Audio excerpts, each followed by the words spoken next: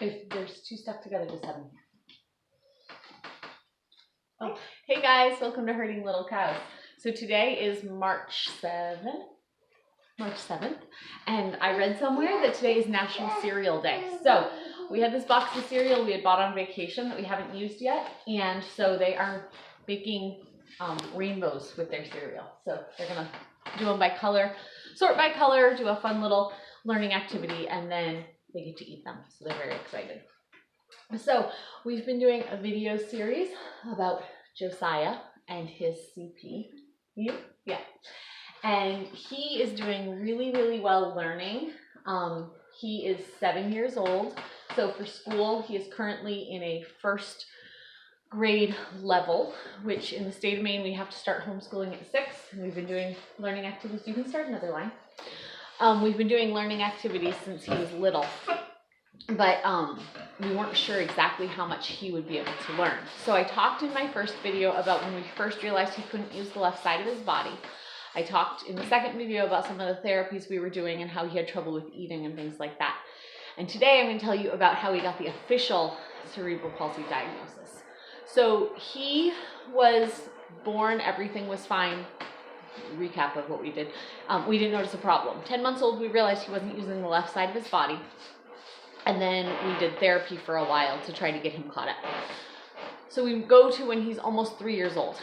We had a weekend where he was very sick. He was throwing up regularly. He was complaining of head hurt. He was complaining his stomach hurt. As best a 3-year-old with limited ability was able to tell us, it seemed like the room was spinning a lot, and we couldn't figure out exactly what was going on at the start of the weekend. So we gave a call to the doctor. There were some viruses going around and stuff, so it was just kind of a wait out and see approach. But when we were going through the weekend, I don't know what they're discussing there in the background. You guys are doing good. Keep going. Oh, put the colors on the right spots, Josiah. Put it with the purples. Good job. So as we went about the weekend doing, trying to figure out, just trying to comfort him, trying to figure out what was going on, we realized that regularly he would, I'm going to take my glasses off because I think there's a glare and I don't think they'll be able to see this. So regularly when I would be talking to him, I would see him look up to the side, always up to the left side, and it really looked like a little kid rolling his eyes. So like I said, he's almost 4 at this point, and it just looked like he did not want to make eye contact with mommy. I now know that's not what it was, but we don't know exactly how long this was all happening, where we thought he was being defiant, that they were actually focal seizures.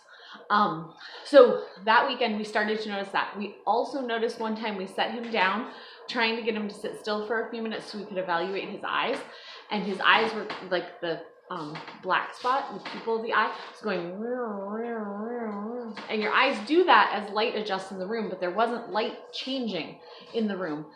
It's something that can happen. It's not like a cause to worry if you've seen this happen on your kids once in a while, but that was happening that weekend too, and it was really fast that it was happening. Usually you see it gradually open and close, but this was going really fast. So that happened multiple times over that weekend. We assume he felt the room spinning as we were trying to figure out what he was doing. Called the doctor again, a few times throughout the weekend as we were talking about these things. The doctor ended up sending us to the neurologist, and they did a EEG. Is that the one? Okay, so they did an EEG where they put the little monitors on his head, little sensors. And they wanted him to be somewhat sleep deprived, and they put some near his eyes too because of the eye movements he had been making. And they found out, like, we went into the appointment, we walked out of the appointment into the neurologist's office, like immediately there, and the neurologist was like, yep, he's having focal seizures. So at this point we don't know exactly all that entails, but we do know that he's having regular seizures, and at the time that we were doing the test, I wasn't noticing any of the seizure activity. So I don't know how much was happening outside of the things that I had been seeing that weekend. But what we think happened was he was having a multitude of them over the weekend, which was making his brain really tired and sick, which was making his stomach sick, and his body just couldn't handle the world around him. So we went from there to getting an MRI a few weeks later, I think. which was the first testing of the brain we had actually done. So we didn't know exactly what it looked like inside his brain at this point. But we found out, we will try to, I'll see if Mark can link some pictures to this video. He says he can. But we found out that where your brain is, the midline is supposed to be directly in the middle, midline. His is off to the side. So the left side of his brain is affected. I mean, the left side of his body is affected. So the right side of his brain, the right side of your brain affects the left side of your body, vice versa. So his midline is way to the right side. I know this is going to look backward on the camera, but the midline is way to the right side. So the right side of his brain is smaller than it should be. Also, there is a lot of scar tissue there because he had a very severe stroke at some point. How they do the testing, I don't exactly know how this works, but they determined that he had a stroke between 28 weeks gestation, so still in the womb, to 28 days old outside of the womb. Because I was an experienced parent, they think that the amount of damage that was done, this was probably a large event, and I would have noticed something, being that I'd already dealt with this baby stage. They feel that I would have noticed something had it been after he had been born, but they can't pinpoint it down any more specifically than that. So Josiah had a stroke in utero. The more research I've done, they are saying that this is something that they're finding can happen more regularly than they thought before. But because your brain is so malleable, because God has made it in such a way that it can recover itself, it depends how severe the stroke is, the location of the stroke, and at what point in development it happened.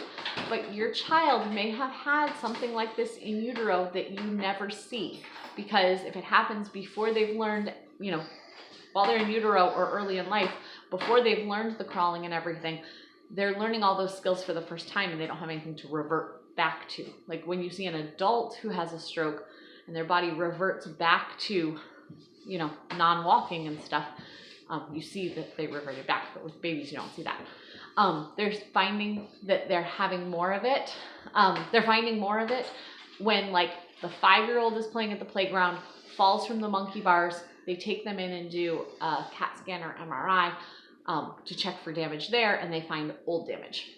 Again, I don't know how they see on the scans what's old damage, what's new damage, all of that, but they're seeing that these things happen more than they thought. So because Josiah's was so severe and it impacts such a large part of his brain, we saw those effects, and that's the symptoms that we'd been seeing. We did the MRI at that point. They had to put him to sleep. So they gave him a mask that they put on him to make him start to go to sleep, and then they sedated him even more once they got back for the test. They did the test and brought him out. We had no problems with the sedation or anything like that. But seeing the scan, they found out that the seizures that he's having are happening in the scar tissue of the brain because of that damage. And how we've seen it is that he has more trouble when his body is learning a new task or he's having a growth spurt. So how it's explained to me is kind of like the two sides of his brain, one's moving a little faster than the other, and they're moving along happy with each other, and suddenly as he starts to learn a new task, they kind of short circuit, like, wait, we need to catch up here, we need to find the new normal. So we see increases of it, like when he is having a growth spurt, when you normally see a child who is sleeping extra and eating extra, Josiah does those things and he seizes more. When we found out about these seizures, he was having focal seizures. They were calling them partial simple seizures was when it was using just causing the eye problem. So sometimes he would have just partial simple seizures that was just a focal seizure. It's partial complex seizures when it involves another body part. You can talk to Dad. I have people dancing behind the camera. Partial complex is when it affects two parts. So if he's having the focal thing and saying his stomach hurts, that would be a partial complex seizure. So they were showing it different ways at that time. So that was when he was 4 years old until the past year, probably. He then started to have very confused seizures, where he would be doing something and not know why he was doing it.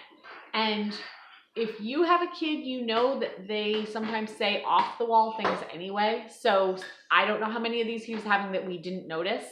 But some of them you could tell he was really confused. Hold on a second, we're gonna check out this progress. Hey, you guys did great. Uriah, yours is a little messed up, but you guys can all eat your cereal, and Daddy's gonna take the tea bags out of the cups and bring you your tea. They're having a little tea party here in the background while they eat their cereal. So, the seizures he had where he was getting confused, the first one we really realized there was a problem was he was standing at our door. We have a door that goes from our house into our garage. And he was standing at the door, and my husband saw him standing there, and he asked Josiah, "What are you doing?" Thinking that maybe I had sent him outside to throw something away or whatever. So he's about 6, almost 7 at this point. Thinking I had sent him to the garage to get something or whatever.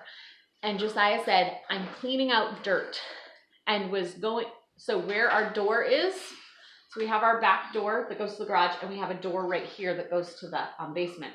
And Josiah's standing with this door open, trying to pull dirt off the basement door and throw it out into the garage, which makes no sense, but that's what he was doing. We also just saw that he'd be really confused about certain things. Like one day he said to me, like we were out riding bikes. We'd been riding bikes for about 10 minutes, and we live on a little cul-de-sac.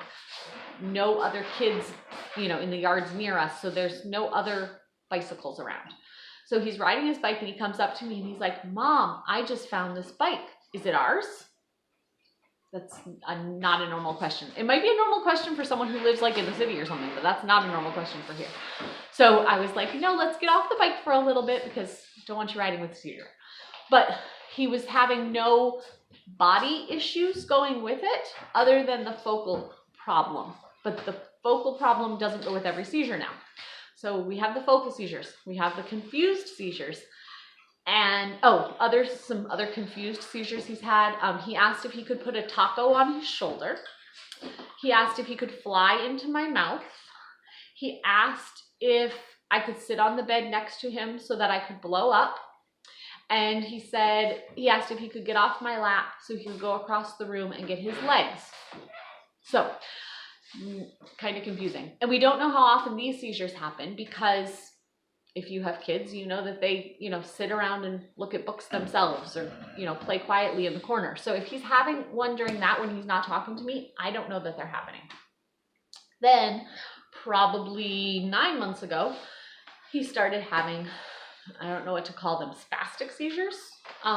He doesn't have so none of these seizures look like grand mals, which is what most people think about with a seizure, where somebody falls down on the floor and they shake.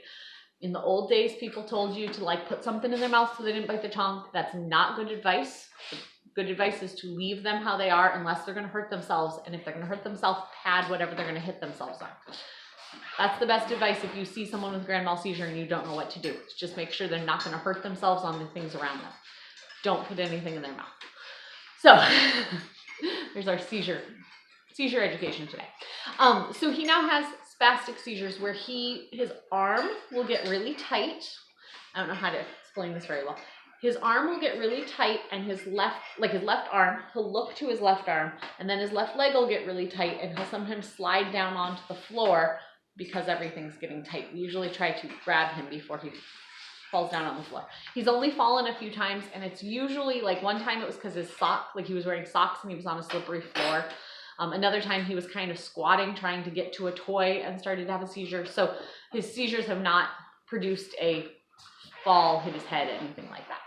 We know they could in the future, and we have medication for him that is a emergency medication. If he has a seizure that lasts more than 3 minutes? Lasts more than 3 minutes. Most of his seizures only last 30 seconds to a minute. 30 minutes. 30 seconds to a minute. So we've never had to get to that point of should we use this medication or not. But we do have medication for him if it went longer. The issue is possible problems with swallowing. And just recently, Josiah has started where sometimes when he's having a seizure, he will just start doing these really deep swallows or act like he's chewing. So if any of our friends see him doing that, that's seizure activity. So he's been having those spastic ones where he gets tight for about 9 months now, and they could develop into something else in the future. We don't know exactly what his brain's going to be doing. But for right now, our doctor's okay with no further testing and just trying to get the seizures under control. So Mark's making faces at me and the kids. So we are working with a neurologist. So over all of this time, we've worked with a neurologist. We've worked with a PT and OT. We work with a chiropractor. We go to what they have here in Maine, which is great, is a cerebral palsy clinic where you go to meet with your neurologist, but there's also an orthopedic surgeon there. There's PT there. There's people who make braces. Josiah does wear some braces. So you meet with all of those people at the same time in the same office, and they can give you, like we've talked to the orthopedic surgeon, and a possible future solution for Josiah is Botox if he has muscles that are too spastic. So these are just things that we can talk through about in the future, and we go once a year to get evaluated by all these doctors, and it's nice to just do one-stop medical stuff. So we have, if you see people sneaking around, we have a squeaky spot in our kitchen. So they're trying to avoid stepping on the squeaky spot. That's the squeaky spot. So they're trying to avoid stepping on it while I'm talking. So the tea bags can be taken out of the cups and they can be brought to the table. Thanks. So we have had him evaluated by all these people. We are doing as the medical professionals say. Oh, we also have a regular pediatrician. So for right now, we are doing CBD oil for Josiah. It's something that has not been tested on his specific kind of seizures, but because it is working for us, they are saying that it is a good, like we are working with the neurologist, it is an okay thing that we continue doing this. We don't want to go on the higher dose drugs if we don't have to, where his seizures are not causing him physical harm at the moment, and he is always with me. We feel comfortable with this approach. We do not have him in, daycare or school where he would have other people taking care of him. So I know what his triggers are, and we usually see him going into a seizure before he even has one. So we are doing CBD oil. We have found great uses for it. With him, it is definitely helping with stopping, maintaining his seizures at a lower rate than he has them if we don't do it. And we're still working on the dosage of that to see if we need to increase that for him. But we will link some of the pictures that the doctors saw when they did the MRI. They told us that he was doing so much better when we went at almost 4 years old for this test, that they didn't think it was the same kid that was sitting there because he already could do so much more than they thought he'd be able to do with the amount of damage he has. So now at 7, Josiah, he will be 8 in July. Josiah is learning to read. He's doing simple math. He can dress himself, except for the exception of buttons. He can ride a scooter. He can ride a balance bike. He can't quite do the pedals yet because of the left foot not having as much awareness, but he does a balance bike down our long driveway. Very rarely falls off. Probably falls off less than the regular kid does. He does look dangerous while he does it though.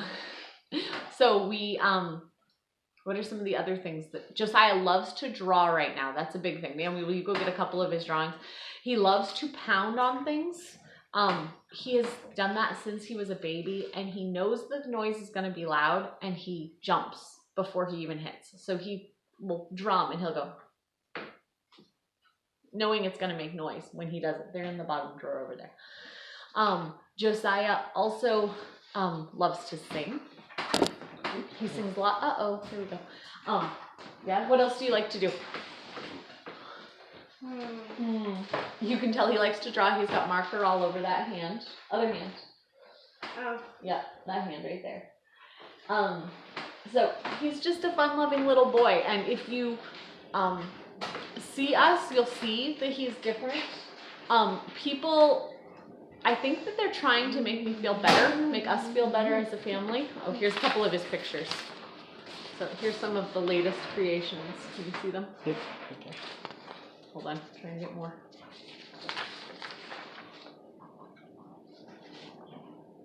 You can see where they go. I can't see. This is one of his Picasso-esque ideas. So when people see us, people we know, people we go to church with, friends of ours, and I think they're trying to help us, but they say, oh, I didn't even realize Josiah had a problem. It actually is worse that you say that, because it makes us think that you don't really look at our children and value our children for each one and their unique weaknesses and, you know, their strengths.